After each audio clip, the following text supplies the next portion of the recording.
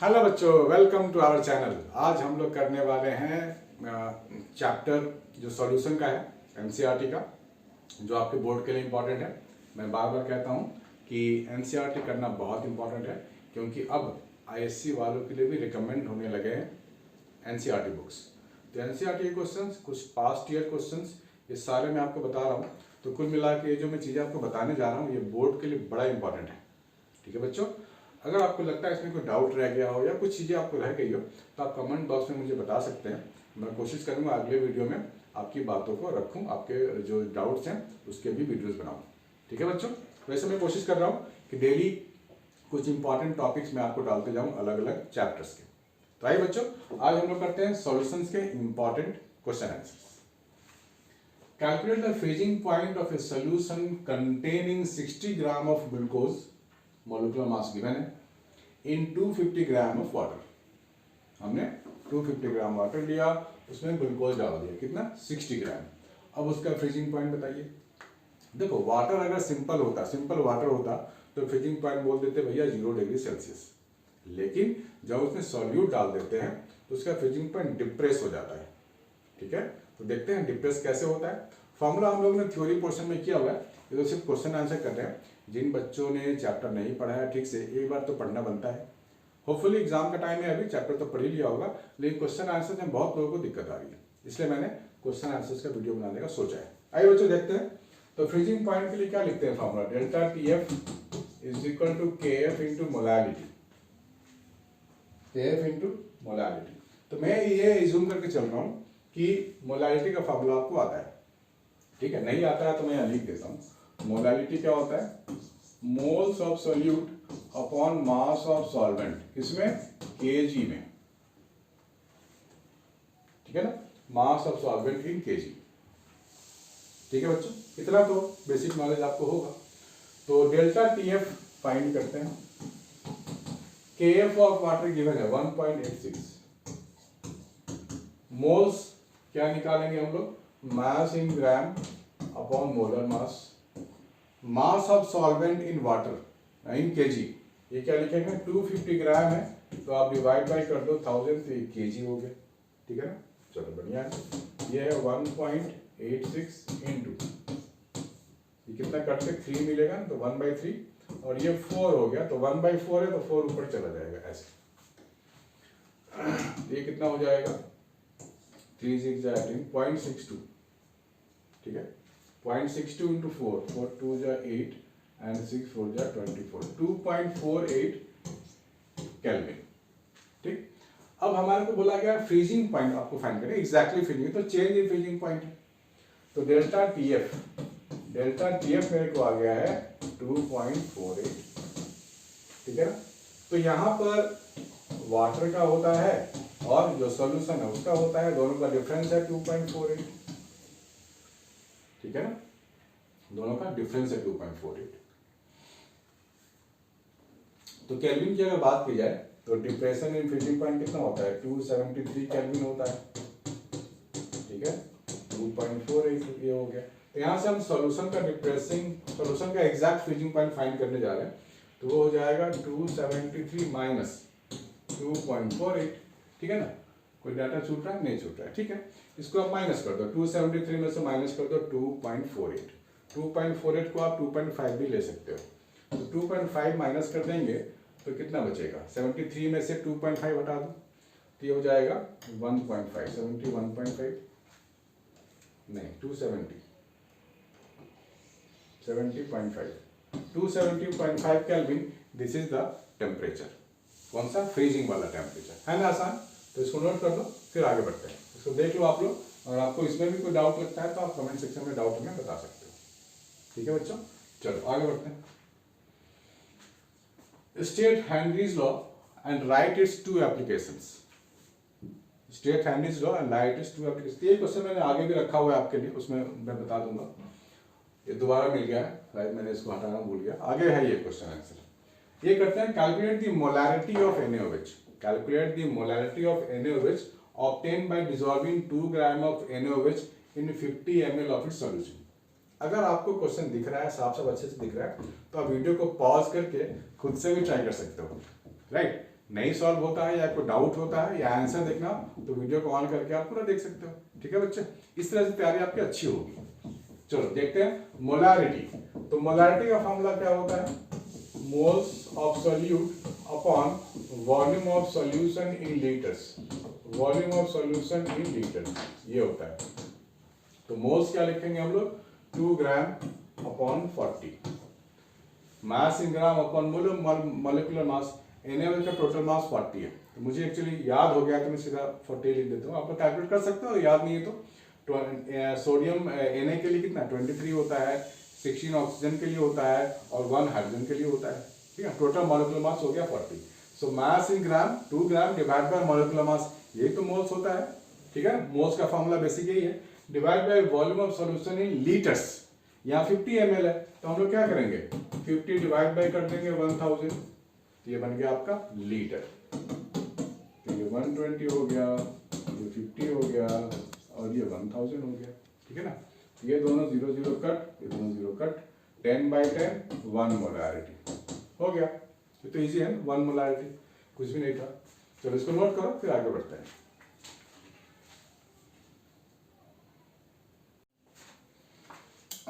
हाँ बच्चों, ये करते हैं। नेक्स्ट क्वेश्चन है, ये भी काफी इंपॉर्टेंट क्वेश्चन है और इस तरह के क्वेश्चंस के आने की पूरी संभावना है। तो बच्चों ध्यान से देखो और ध्यान से समझो। ये आ चुका है, वैसे कंपार्टमेंट में आ चुका है 2017। The vapour pressure of pure liquids A and B at 400 Kelvin are this and this mmHg respectively। Pressure का यूनिट mmHg तो होता ही है और दो लिक्विड की बात हो रही है तो हम बोल सकते हैं वोलाटाइल सोल्यूट। ठीक है ना। Find out the composition of liquid mixture if total pressure of at this temperature is 600 mmHg। तो हम लोगों ने किया हुआ है, किसी दो लिक्विड को मिलाएंगे तो टोटल प्रेशर क्या होगा। टोटल प्रेशर जो लिखते हैं P, वो हम लोगों ने सीखा हुआ है P0 A XA plus P0 B XB, है ना। ये फॉर्मूला आप लोगों ने किया हुआ है। XA XB क्या है? मोल fraction of component A, mole fraction of component B। और हमें मालूम है कि मोल फ्रैक्शन का जो सम होता है वो क्या होता है बच्चों? हाँ 1 होता है। ठीक है, टोटल प्रेशर गिवन है और A एंड B का प्योर लिक्विड्स यानी कि P0 A P0 B भी गिवन है। Find out the composition. ठीक है, चलो करते हैं। तो यहां से मैं लिख सकता हूं XA को क्या लिख सकता हूं 1 माइनस XB, ऐसे। तो XA की जगह लिखने जा रहा हूं मैं 1 minus XB। Total vapour pressure 600 mmHg हो जाएगा और P0 A है 450 और XA क्या लिखूंगा 1 माइनस XB। ठीक है ना, 1 माइनस XB। बहुत सारे बच्चे बोलेंगे सर आपने XA को क्यों रिप्लेस किया, XB को क्यों नहीं किया? तो कर सकते हैं, अगर आप XB के लिए लिखोगे तो 1 माइनस XA लिख लेंगे, उसमें कौन सी बड़ी बात है। P0 B कितना है 700। ठीक है ना, ये है XB। तो इस पूरे में सिर्फ एक ही वेरिएबल हुआ ना, XB is the only variable. तो 1 0 1 0 1 0 तो ऐसे ही कट गया ना। तो 60 is equal to 45 minus 45 XB plus of 70 XB। तो ये कितना हो जाएगा? ये हो जाएगा 15 और ये हो जाएगा 25 XB। ठीक है ना, 25 XB सही है, 5 5 10, हाँ ठीक है। तो यहाँ से आप XB निकाल सकते हो। XB यहाँ से आपने निकाल लिया, कितना 15/25। इसको आप 0 करके 10 to the power -1 कर दो तो ये 6 से कट जाएगा। तो ये हो गया 0.6, XB हो गया 0.6, तो XA कितना हो जाएगा 0.4। कॉम्पोजिशन आ गया, यानी कि mole fraction of A 0.4, mole fraction of B 0.6, composition आ गया। ठीक है बच्चों, इसको नोट कर लो, ध्यान से देखो। और जब भी आपको क्वेश्चन दिखता है, जब भी मैं वीडियोस बनाता हूँ क्वेश्चन आंसर वाले, और जब भी आपको क्वेश्चन दिखता है आप उसका स्क्रीनशॉट ले लें और वीडियो को पॉज कर दें, पहले खुद से ट्राई करके देखो। ये बहुत ही हेल्पफुल होता है आपके लिए। पहले खुद से सोचो, खूब सोचो, नहीं होता है तब जाके आप सोल्यूशन तो आपके लिए मैं बनाएगा। 4% सोल्यूशन। पहले इस क्वेश्चन को ध्यान से पढ़ो, ध्यान से देखो और सोचो कैसे किया जाए। ठीक है ना, फिर मैं इसका सोल्यूशन बनाऊंगा। चलो बच्चों करते हैं इसको सॉल्व। होपफुली आपको आपने ट्राई किया होगा एक बार, है ना। अपने आप को एक मौका तो देना चाहिए आपको, भाई होता है या नहीं होता है। थोड़ा मेंटल एक्सरसाइज भी बहुत जरूरी है, ताकि एग्जाम में तो देखो आपको खुद को देना है ना, खुद को मेंटल एक्सरसाइज करके खुद से सॉल्व करनी है आपको। सेल्फ डिपेंडेंट वाली बात होगी एग्जाम में, तो सेल्फ डिपेंडेंसी अभी से ही शुरू कर दो इस वीडियोस के साथ। तो आइए बच्चों देखते हैं। यहाँ पे बोला गया है 4% weight by weight of sucrose, ठीक है ना।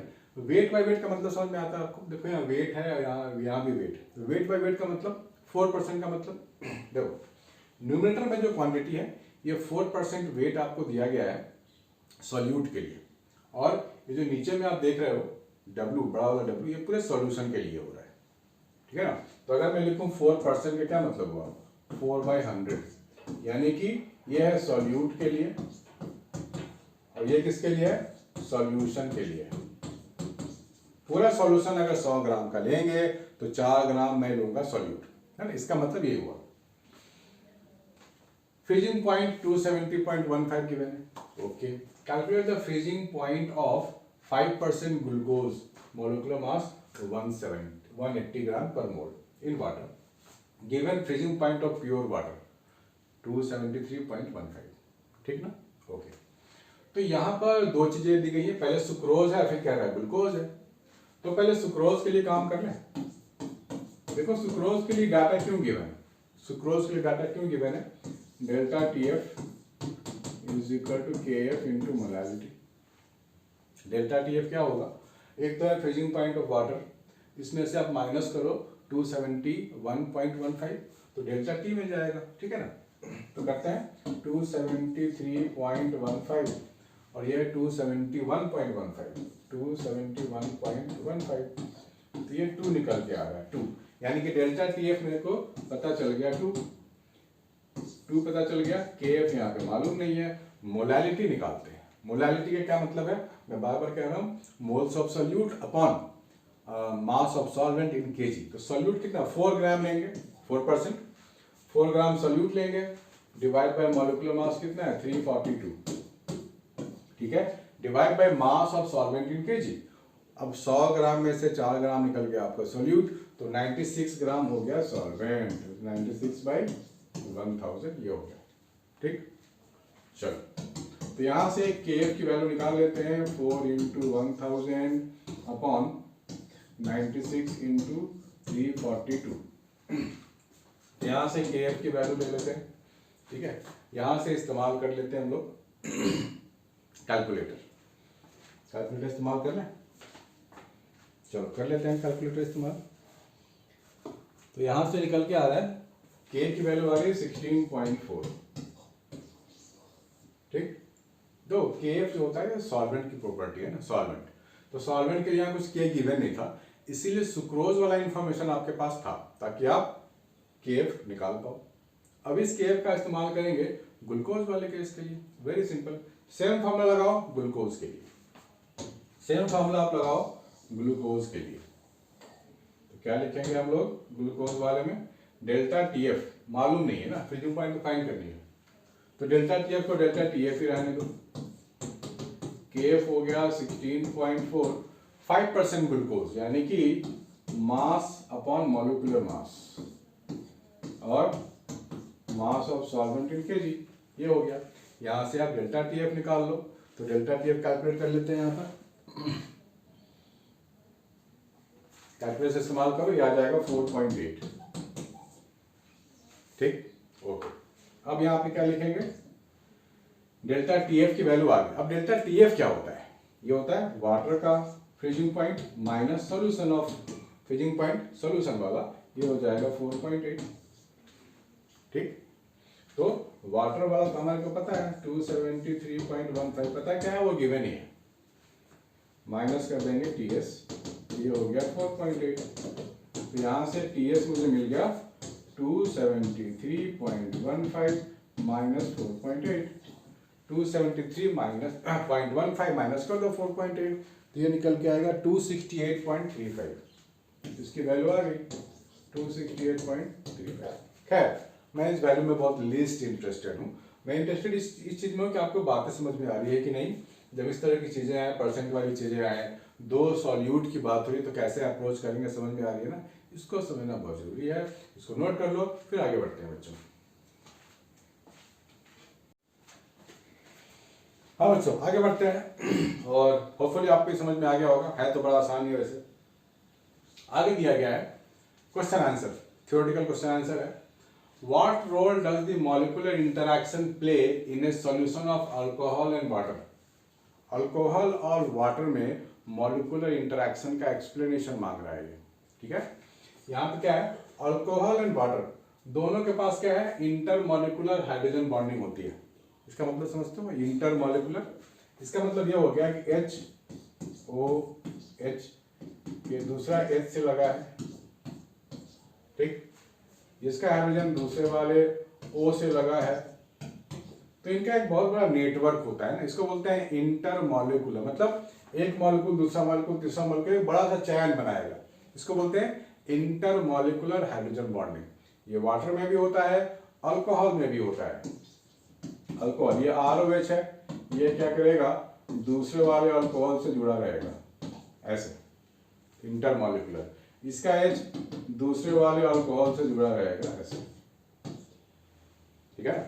So it is also a network of alcohol, hydrogen bonding से जुड़ा हुआ। This is hydrogen bonding O और H के बीच में, देखो ना O और H के बीच में हाइड्रोजन बॉन्ड, यहाँ भी है O और H, यहाँ भी हाइड्रोजन बॉन्ड है। So alcohol and water both have strong tendency to form intermolecular hydrogen bonding. On mixing the two, इन दोनों को अगर मिलाएंगे और solution is formed as a result of formation of hydrogen bond between alcohol and water molecule. अब ये दोनों आपस में ही बॉन्डिंग करने लग जाएंगे, मतलब इसका जो ऑक्सीजन है इसके साथ हाइड्रोजन बॉन्डिंग बनाने लग जाएगा, ठीक है ना, इसके हाइड्रोजन के साथ और इसका हाइड्रोजन इसके ऑक्सीजन के साथ, ऐसे हाइड्रोजन बॉन्डिंग बनने शुरू हो जाएंगे और यहाँ भी एक नेटवर्क बनना शुरू हो जाएगा, है ना, नेटवर्क बनना शुरू हो जाएगा। But these interactions are weaker and less extensive than those in pure water. Obvious सी बात है, जो प्योर वाटर है इसमें एक्सटेंशन ज्यादा होगा, ज्यादा स्ट्रॉन्ग होगा। दस दे show positive deviation from ideal behaviour. Positive deviation कब होता है, जब दो अलग प्रोडक्ट का जो इंटरैक्शन हो वो वीक हो as compare to in their purest form, तब बनता है पॉजिटिव डेविएशन वाला सॉल्यूशन। अब उनकी जो बॉइलिंग पॉइंट होगी वो कम हो जाएगी, इनकी बॉइलिंग पॉइंट ज्यादा है। इंडिविजुअली देखा जाए ज्यादा पे बॉयल करेंगे, लेकिन जब दोनों को सॉल्यूशन बनाएंगे तो उनकी बॉइलिंग पॉइंट कम होती है, क्योंकि उनका इंटरैक्शन आपस में कम है as compare to the individuals. As a result of this the solution of alcohol and water will have higher vapour pressure. देखो जिसका इंटरैक्शन कम हो ना उसका वेपर बनना तो आसान है ना, बहुत जल्दी स्केप हो जाएगा, बहुत जल्दी वेपर बन जाएगा, तो इस कंपोनेंट्स का वेपर प्रेशर ज्यादा होता है and lower boiling point than those of water and alcohol. सही बात, थोड़ा सा ही बॉयल करेंगे फटाफट बॉयल हो जाएगा। अगर आपस में इंटरैक्शन बहुत स्ट्रांग है फिर तो बॉयल करने में टाइम लगेगा, उनका वेपर प्रेशर कम होगा। सीधी सी बात है ना, सीधा सा लॉजिक है। चलो अच्छी बात है। Why do gases always tend to be less soluble in liquids as the temperature is raised? ठीक है ना। देखो जब भी हम गैस को डिसॉल्व करते हैं ना, तो क्या होता है, वो एक्सोथर्मिक रिएक्शन होता है, हीट बाहर निकलता है, ठीक है। मतलब लिक्विड और गैस इंटरेक्शन में आए, हीट रिलीज्ड, आपने हीट दिया अगर तो वापस वो सेपरेट हो जाएंगे, उनके मिलने से हीट बाहर आता है, हीट आप दोगे तो ये वापस सेपरेट हो जाएंगे। When gases are dissolved in water, it is accompanied by a release of heat energy, that is process is exothermic, है ना, हीट बाहर निकलना मतलब exothermic. When the temperature is raised, according to Le-Chatelier principle, the equilibrium shifts in backward direction. Backward means दोनों मिले, heat बाहर निकला, ये फॉरवर्ड है, जैसे हीट आपने बढ़ाया ये वापस अलग अलग हो गए इन बैकवर्ड डायरेक्शन, एंड दस gases becomes less soluble in liquids, है ना। हमने टेम्परेचर बढ़ाया तो जो बॉन्डिंग है बिटवीन गैस एंड लिक्विड वो टूट जाएगा, फिर वो सेपरेट हो जाएंगे। बढ़िया ना, चलो अच्छी बात है। State Henry's law and mention some important applications. Henry's law आपको मालूम है कि प्रेशर जितना ज्यादा देंगे गैस को उतना ज्यादा वो लिक्विड में मिसिबल होगा, बॉन्डिंग बनाएगा और सोल्यूबल हो जाएगा। जैसे कोला फैक्ट्री में आपने कभी सुना होगा या कई वीडियोस देखे होंगे, उसमें कोला हम लोग पीते हैं ना, कोक हो गया, पेप्सी हो गया, वगैरह वगैरह, उसमें क्या होता है कार्बन डाइऑक्साइड को प्रेस करके हाई दिया जाता है ताकि वो उसमें सॉल्युबल हो जाए लिक्विड में, राइट। यहाँ पे इसका एप्लीकेशन पूछे जा सकते हैं।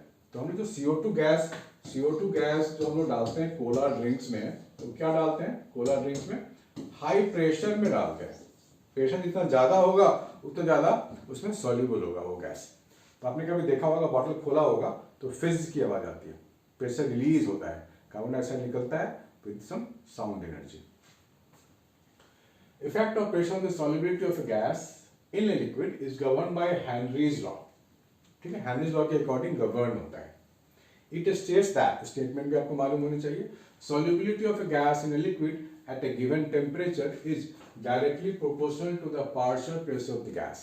मैथमेटिकली हम लोग ऐसे लिखते हैं P is equal to KH into X, where P is the partial pressure of the gas, X is the mole fraction of the gas and KH is Henry's constant, जो सॉल्यूशन पे depend करता है, solution पे depend करता है KH।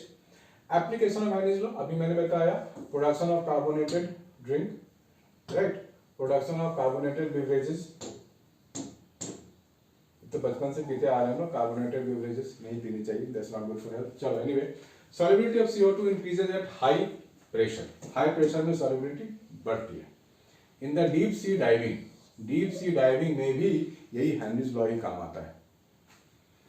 For climbers or people living in high altitude where low blood CO2 causes climbers to become weak, है ना, high pressure होता है ऊपर में, तो CO2 वहाँ जो O2 का लेवल है, सांस लेने में दिक्कत होती है, दैट मीन्स ऑक्सीजन की कमी होने लगती है, वो बोलते हैं ना ऑक्सीजन की कमी होगी। And make them unable to think clearly, उस टाइम आप दिमाग काम नहीं करता, उस टाइम का दिमाग काम नहीं करता। चलो ये तो खैर एप्लीकेशंस की बात है, इनमें ज़्यादा डीप नहीं जाना है, लेकिन हाँ ये सब सारे इंपॉर्टेंट चीज़ें जो अभी हमने किया आज, ये सारे के सारे इंपॉर्टेंट फैक्टर्स हैं, ठीक है। तो इसको अच्छे से पढ़ो बच्चों, कोई भी चीज़ छोड़ना नहीं है। कोई भी आपको लगता है डाउट है या कुछ भी आपको लगता है प्रॉब्लम है बोर्ड के लिए, आपको कमेंट कर सकते हैं, मैं कोशिश करूंगा पूरे कि आपके लिए मैं वीडियो बनाऊं। तो बच्चों आज के लिए इतना ही है, आप लोग मन लगा के पढ़ो, कोई भी डाउट होता है तो मैं हूं ना। अगर आपको पसंद आया सॉल्यूशन, समझ में आया तो लाइक कमेंट शेयर जरूर करना बच्चों। सब्सक्राइब नहीं किया तो बेल बटन के साथ सब्सक्राइब करना, क्योंकि मैं डेली आपके लिए कुछ ना कुछ इंपॉर्टेंट वीडियोस डालने वाला हूँ क्वेश्चन आंसर के साथ। बाय बच्चों, टेक केयर।